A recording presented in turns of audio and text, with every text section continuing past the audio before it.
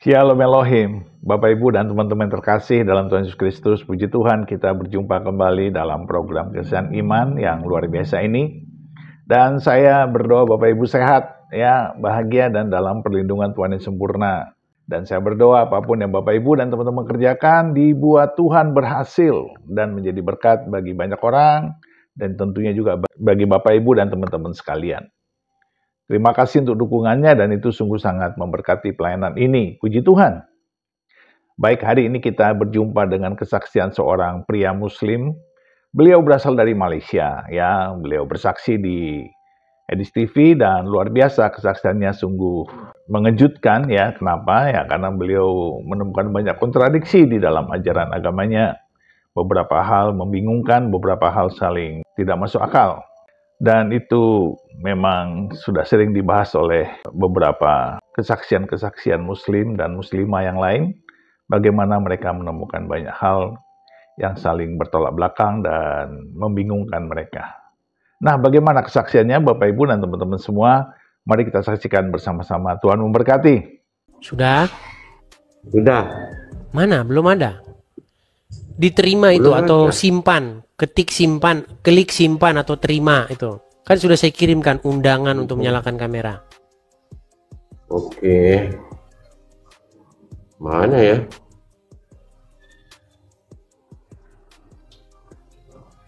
Sudah. Nah.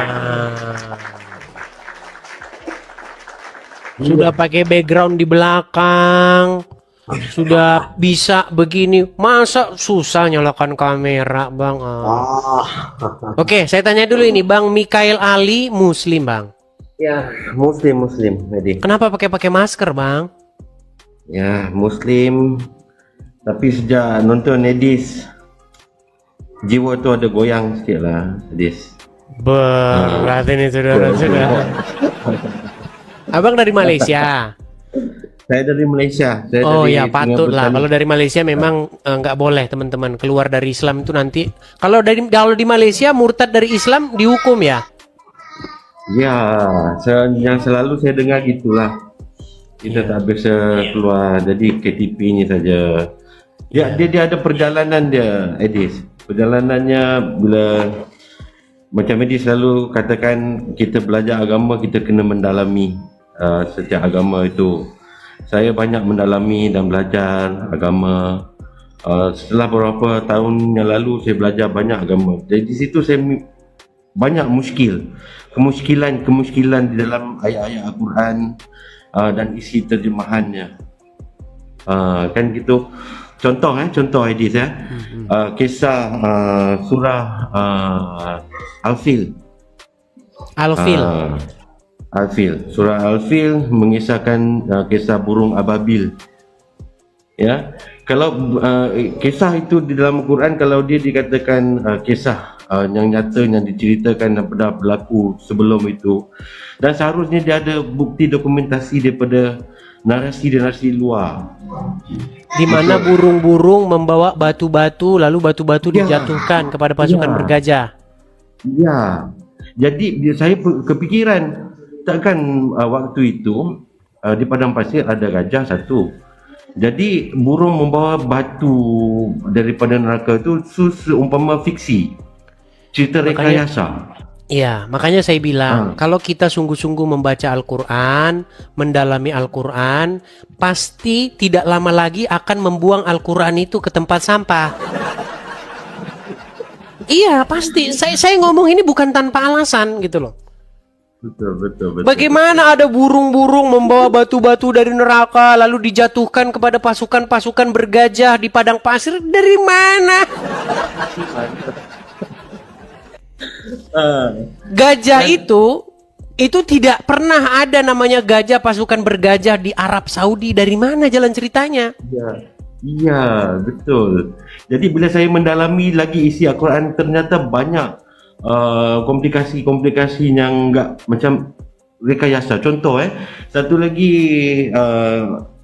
surah Seven Sleepers. Oh, yang 7 orang yang tertidur di dalam gua selama 350 tahun. Iya. Bila saya mencari informasi tentang kisah tersebut, ternyata kisah itu adalah kisah dongeng yang diceritakan oleh kaum-kaum yang terdahulu sebelum Islam itu ada. Iya. Jadi saya menyimpulkan bahawa Al-Quran ini dia menceritakan apa? Cerita fiksi atau kenyataan atau hiburan. Dari situ saya mula mencari tahu keberadaan Tuhan Yesus, dan syukur saya dapat hidayah dan bimbingan. Yang paling ketara sekali yang membuat saya tapi gini bang, berubah. banyak orang bilang begini bang, di sini itu tidak boleh asal-asal ngaku bang, nanti jangan-jangan Anda orang Kristen pura-pura. Coba bang, kami pengen Anda membacakan satu surat di dalam Al-Quran supaya kami yakin bahwa Anda benar-benar tadinya Muslim. Yuk. Baik. Saya baca surah Al-Fil lah ya. Silakan. Bismillahirrahmanirrahim. Alam taro kaifa fa'ala rabbuka bi ashabil fil. Alam yaj'al kaidahum fi tadlil wa arsala alaihim tayran ababil tarmihim bi hijaratin min sijil faj'alahum ka'asfin maqul. Sah ini Muslim. Ya, silakan bang, lanjutkan. Yang paling yang membuat saya begitu pelik, yang membuat saya dapat keputusan untuk saya rasa agama ini salah, iaitu bila berbicara tentang roh. Saya ada guru, saya belajar dengan Allahyarham Buya Syakur. Buya Syakur ni lebih kepada pengajian logika, berfikir cara logika. So bila kita bercerita mengenai roh dalam Islam, apa keinginan kita, apa kemauan kita di dunia ini, kalau kita tak dapat, insya-Allah nanti di akhirat nanti kita akan dapat apa yang kita inginkan. Okey? So bermaksudnya segala keinginan, kemahuan, contohlah rumah, kereta ke apa semua yang kita perlukan di dunia kita tak dapat, tapi di syurga kelak kita akan dapat. Okey, kalau barang-barang di dunia yang kita tak dapat di syurga dapat, contoh misalnya kita bergaduh dengan kita punya jiran, kita ada masalah bermusuhan dengan jiran, mungkin saya amat jahat, kita bunuh anak dia. Okey, bila di akhirat kelak diampuni dosa, last sekali umat Islam masuk neraka, tetap akan masuk syurga. Kebetulan saya berjiran dengan jiran saya di dunia. Logiknya kita takkan hidup aman di syurga esok. Kita akan tetap bergaduh, kita akan tetap mempunyai keinginan. Betul? Ya, jadi begini.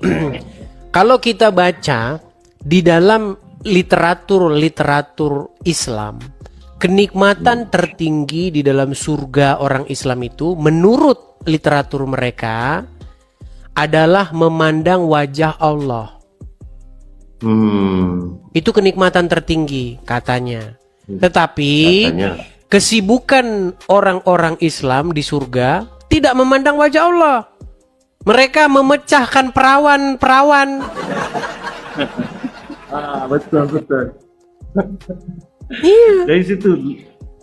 Kalau memang kenikmatan tertinggi itu adalah memandang wajah Allah, mengapa kesibukan penghuni surga Muslim tidak memandang wajah Allah? Betul, seharusnya begitu. Seharusnya begitu, karena itu kenikmatan tertinggi. Pastilah umat mencari kenikmatan yang tertinggi itu. Tetapi kesibukan orang Muslim memecah perawan-perawan di surga. Dari situ, terima kasih jugalah mungkin Tuhan Yesus telah membimbing saya untuk bertemu dengan Edis TV. Dari sini saya dapat belajar melalui logika, menggunakan fikiran. Apa yang tak benar, apa yang benar. Kerana keimanan saya selepas mengenali Yesus dibimbing oleh Abang Edis, saya dapat lagi maksudnya penjelasan yang lebih clear tentang tak tahu. Yang tahunya idgham. Macam Abang Edis cakap, Alif Lam Mim. Hanya Tuhan saja yang tahu. Hanya Tuhan yang tahu. Itu yang saya tak boleh terima bila saya tanya soalan-soalan ni pada orang yang bijak pandai, sebab saya ni bukannya pandai sangat. Cumanya saya ni suka membaca dan mengkaji. Sebab ini berkisahkan keimanan, kepercayaan, bekal kita kenapa kita di sini, untuk apa kita di dunia ini, mesti ada tujuannya, kan? Jadi bila saya mencari kebenaran tu mencari saya balik. Tuhan hantar informasi, Tuhan hantar mengenali Yesus. Saya tengok kisah-kisah Yesus, saya mula membaca kitab-kitabnya. Very simple. Wahai orang Muslim yang ada ni, bacalah Quran. Selepas baca Quran, bacalah Bible, baru kalian nampak perbezaan yang ketara jelas. Bukan kita nak bermusuh. Makanya begini bang, banyak orang Islam itu mereka membaca Al-Quran dengan berbahasa Arab dan mereka tidak mengerti apa yang dibacanya. Jadi tujuan mereka membaca Al-Quran itu bukan untuk memahaminya, tapi untuk mendapatkan amalan-amalan dan pahala-pahala. Iya. Contoh, sembahyang Jumaat. Sejak saya sebelum kenal Abang Idris pun, saya sudah 7 tahun tak pergi sembahyang Jumaat. Sebab kenapa?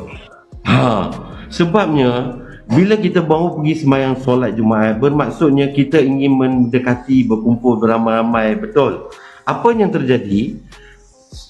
Keluar rumah, ambil air sembahyang, walaupun ada motosikal, walaupun masjid di sana, jalan kaki. Jalan kaki setiap langkah dikira pahala. Satu. Okey? Sampai di masjid, kamu pun ambil air sembahyang. Allah, membasuh sembahyang semua. Kemudian di sebelah kamu ada lagi jemaah lain ambil air sembahyang, ambil wuduk. Yang sebelah tu jadi air tu lalu di hadapan kita. Saya cakap, kotor betul lah dia ni. Jadi di hati kita dah berkata-kata. Betul, itu situasinya. And then kita pergi jalan, okey dah ambil sembahyang, dah doa semua, pergi nak naik masjid, ada orang kumpul-kumpul. Oh, kau tahu tadi cerita ni, cerita tu, dia cerita bos dia jahat lah, itulah inilah. Kalian ni mau sembahyang apa? Ya, and then masuk dalam masjid. Masuk dalam masjid ada tabung. Okey, tak apalah, bagilah RM2 ke RM3 sedekah kan. Saya duduk, datang satu pakcik duduk sebelah. Bismillahirrahmanirrahim. Kuat baca. Seolah-olah dia seorang dia boleh baca. Jadi kita duduk dalam masjid tu, kita nak tenang. Tapi dengan dia baca bismillah dengan kuat, datang lagi sebelah kiri. Datang depan, bau kari, bau nasi goreng. Jadi pada saya datang ke masjid ni untuk bersolat. Jadi dengan situasi-situasi macam ni, daripada aku datang ke masjid hati berkata-kata, baik aku tak payah pergi, baik aku solat di rumah. Tak ada satu kenikmatan. Kita nak menemu Tuhan, kita kena tenang, dan kapan saja kita nak solat pun boleh. Bermaksud dia tak ada ni, ambil sembahyang, sentuh wanita, batal. Ambil lagi, sentuh isteri, batal. Di kapan mau solat? Asyik batal. Kalau kakinya salah nanti duduknya batal. Ya makanya saya bilang bang, jadi orang Islam itu susah gitu. Betul. Iya. Kenapa susahnya setengah mati. Benda-benda ni, benda simple. Kita nak jumpa Tuhan, janji kemas, bersih, hati bersih, dah cukup. Kenapa perlu nak ni bersih tu bersih? Dari situ, daripada kecil saya sering bertanya, kenapa? Kalau nak pergi masjid mesti pakai jubah, celak, minyak atar, serban. Okay, sampai masjid, dia tak betul, ini tak betul, itu tak betul, sana tak betul, semua tak betul, dia betul. Yang tu yang saya, ini tak betul, ini satu benda ada bermasalah. InsyaAllah satu hari nanti saya akan jumpa. Saya ingat lagi masa saya umur 12 tahun, saya pernah bermimpi, Abang Idris, saya bermimpi dibaptis di dalam gereja tau, masa umur saya 12 tahun. Saya ingat sampai sekarang. Mungkin Roh Kudus, Tuhan Yesus dah nonton saya di saat itulah. Ya, sebab tu bila saya mencari kebenaran, banyak yang silap di dalam Islam. Tapi begini bang, di Malaysia itu kalau orang meninggalkan agama Islam masuk Kristen itu bagaimana hukumnya? Berat bang. Berat ya. Makanya saya bilang gini bang. Ketika agama Islam menguasai satu negara, satu wilayah, dia akan membuat hukum yang seperti itu, hukum-hukum Islam. untuk Ya, melindungi betul. Islam itu dari kepunahan. Betul. Karena kalau sempat nanti orang mau berpikir tentang agama Islam, sempat orang bebas mengemukakan argumen-argumen dan pemikirannya terhadap agama Islam, saya sudah bisa katakan bahwa dalam waktu 15 tahun itu agama itu tidak akan ada lagi di negara itu. Betul. Betul.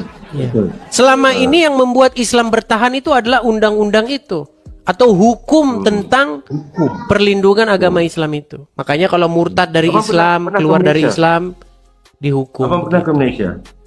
Pernah? Ha. Abang tengok rata-rata, saya duduk di Malaysia, saya pernah pergi Kuala Lumpur. Kalau pergi kelab, kota-kota raya dan yang besar, kebanyakan kelab-kelab tu yang ramai ni semua orang Islam. Iya, jadi begini Bang, ada satu apa namanya, bahkan di tempat saya ini ada satu semacam joke begitulah, semacam jargon. Orang Islam itu kalau dia party berangkat dia. Kalau dia soal perempuan, berangkat. Soal apa yang dia tidak akan mau berangkat itu kalau makan babi. Ya. Sangatlah takut orang Islam itu dengan babi ya. Dan satu lagi Abang Edi. Oh, kalau halal haram, daripada kecil lagi saya perhatikan. Oh, ini kafir, haram, ini semua. Tapi kalian pakai Facebook, Instagram, Twitter, tapi panggil, oh ini haram, kena Yahudi ini semua kena bunuh ni. Tapi kalian still berhujah dalam platform Yahudi. Boleh bikin apps ni ke macam mana kan? Ya, makanya saya sudah pernah bilang, kalau orang Islam itu benar-benar mereka betul-betul menjalankan agama Islam. Kalau naik haji janganlah naik pesawat. Jangan naik itu. Naik onta saja gitu. Betul. Jadi kesempatan ni saya sangat berterima kasih ke Abang Idis. At least saya boleh berkongsi dengan apa yang saya pelajari sepanjang hidup ini, pencerahan yang Abang Idis bagi, teruskan bagi cerdas umat Islam. Sebab saya paling suka Abang Idis ni bila berdakwah dari segi kekristenan, kita tidak memaksa. Abang Idis selalu katakan, pergi baca Al-Quran dan hadis kamu. Pergi baca. Selepas tu baru baca kitab-kitab terdahulu, Bible, Injil, Taurat, whatever thing lah. Dan dari situ kalian akan nampak perbezaan yang sangat-sangat jelas. Sangat-sangat jelas. Ya, Alhamdulillah lah, syukur kepada Tuhan Yesus. Akhirnya tak perlulah saya nak keliling-keliling batu, cium-cium batu, baling-baling batu. Oke lah, baiklah Bang. Karena Abang juga ini nampaknya Malaysia juga nampaknya mungkin tidak baik bagi apa safety ya Bang, juga tidak baik. Oke. Ya, jadi kita berikan betul. kesempatan kepada yang Muslim yang lain ya Bang ya.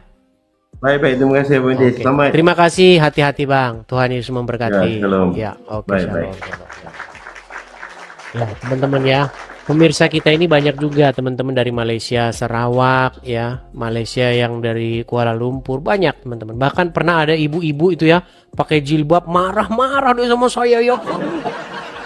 Ada itu perempuan Malaysia itu ya, ibu-ibu itu marah-marah dia, aduh ngamuk-ngamuk dia. Tapi suruh menunjukkan satu fitnah saya terhadap agama Islam tidak bisa. Puji Tuhan, kesaksian dari Pak Ali yang dari Malaysia ini sungguh sangat luar biasa. Kenapa luar biasa? Karena beliau sampai takut membuka maskernya. Karena kita tahu ternyata di Malaysia juga seseorang itu tidak mudah untuk berpindah agama, berpindah iman, ataupun menjadi murtad.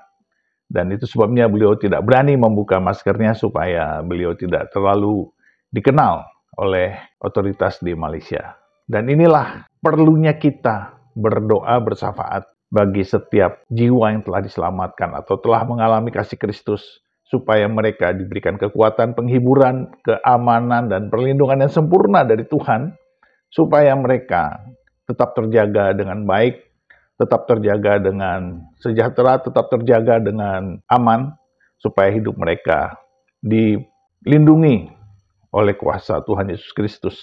Dan itulah tugas kita bersahabat buat mereka, selain kita bersaksi, selain kita menangisi, selain kita meratapi, memberkati, mengasihi, mengampuni, selain kita juga merindukan pertobatan jiwa-jiwa yang terhilang.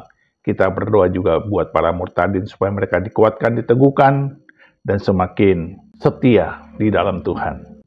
Tetaplah setia Bapak Ibu dan teman-teman sekalian. Tuhan memberkati kita semua. Di dalam nama Bapa dan Anak dan Roh Kudus. Di dalam nama Tuhan Yesus Kristus. Haleluya, haleluya, haleluya. Amin, amin, amin, amin, amin.